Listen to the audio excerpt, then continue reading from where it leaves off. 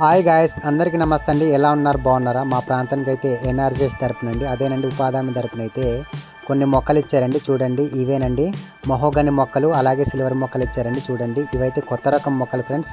ఇలాంటి మొక్కలు మీ ప్రాంతానికి ఇచ్చారా? ఇచ్చి ఉంటే కామెంట్ సెక్షన్లో తెలియజేయండి. మాకైతే ఇదే మొదటిసారి అండి ఇలాంటి మహోగని మొక్కలు ఇవ్వడం అండి. ప్రజెంట్ అయితే ల్యాండ్లో నాటేసామండి. చూడండి, ఈ విధంగా అయితే నాటేసామండి. ఎకరానికి మనిషికి కంటికైతే ఇచ్చారండి. చూడండి, నాకైతే జుట్టు ఎదిగిపోయిందండి. జుట్టు ఎదిగిపోవడం వల్లనైతే మొక్కలు నాటిన తర్వాత అయితే చింతపల్లి బయలుదేరి అయితే కట్ చేసుకున్నాను. చూడండి, మా జీకే వీధిలో అయితే కటింగ్ షాపులు లేవండి.